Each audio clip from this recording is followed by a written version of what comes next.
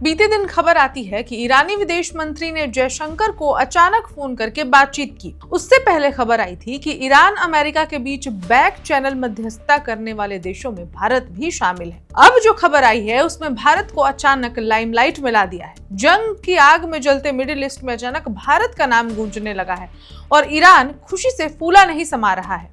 आखिर ऐसा क्या कह दिया है भारत ने जिसने तेहरान को उम्मीद की नई किरण दिखा दी है। नमस्कार, मेरा नाम है ऋचा पराशर और आप देख रहे हैं वन इंडिया हिंद।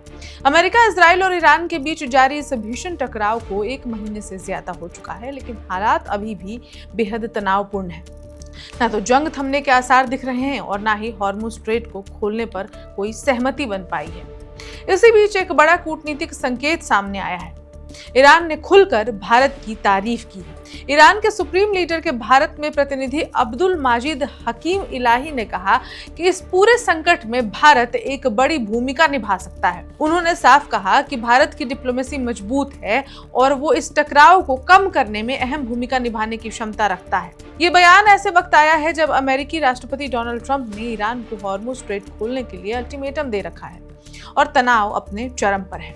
सिर्फ इतना ही नहीं, ईरान के राजदूत मोहम्मद फताली ने भी हाल ही में भारत की विदेश नीति की जमकर तारीफ की थी। उन्होंने कहा था कि भारत अपनी संतुलित नीति के चलते एक पॉजिटिव और इफेक्टिव रोल निभा सकता है, यानी भारत को एक भरोसेमंद मध्यस्थ के रूप में देखा जा रहा है। इधर कूटनीतिक स्तर पर भी हलचल तेज हो गई है। ईरान के विदेश मंत्री सैयद अब्बास अरागची ने भारत के विदेश मंत्री एस जयशंकर से फोन पर बात की और क्षेत्र की स्थिति पर चर्चा की। इस बातचीत में ईरान ने आरोप लगाया कि अमेरिका और इजराइल उनके अहम ठिकानों जैसे कि फैक्ट्रियों, अस्पतालों और रिहायशी इलाकों को निशाना बना रहे हैं। ईरान ने साफ कर दिया है कि वो अपने हितों की सुरक्षा के लिए, उसकी रक्षा के लिए पूरी तरह से तैयार है और अगर हालात बिगड़े तो इसका असर सिर्फ क्षेत्र तक सीमित नहीं रहेगा बल्कि पूरी दुनिया की स्थिरता पर पड़ने वाला है। अब बात करते हैं उस मुद्दे की जो इस पूरे संघर्ष का सबसे संवेदनशील बिंदु बन चुका है, हॉर्मुज़ स्ट्रेट। फारस की खाड़ी और ओमान खाड़ी के बीच स्थित ये सकरा समुद्री रास्ता दुनिया की ऊर्जा सप्लाई की लाइफलाइन माना जाता है, लेकिन फिलहाल ईरान ने इस पर नियंत्रण सख्त कर दिए हैं। रिपोर्ट्स के मुताबिक ईरान ने अपने सहयोगी देशों के जहाजों को तो गुजरने की अनुमति दी है, लेकिन अमेरिका, इजराइल और उनके सहयोगियों के जहाजों को रोकने की चेतावनी दी है। इसका सीधा असर ग्लोबल मार्केट पर पड़ रहा है। तेल और गैस की कीमतें तेजी से बढ़ रही हैं और चेन सप्लाई पर दबाव पड़ रहा है। भारत के लिए स्थिति बेहद संवेदनशील है क्योंकि भारत अपनी ऊर्जा जरूरतों के लिए पश्चिम एशिया पर काफी हद तक निर्भर है।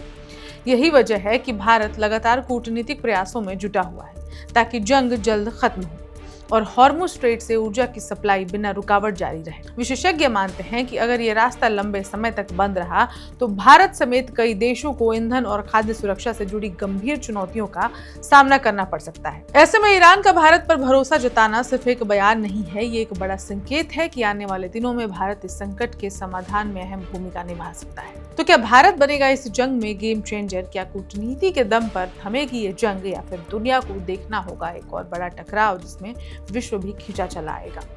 अभी के लिए नजरें टिकी हैं भारत की अगली चाल पर। इस खबर में इतना ही। अपडेट्स के लिए देखते रहें one India Hindi. Subscribe to One India and never miss an update. Download the One India app now.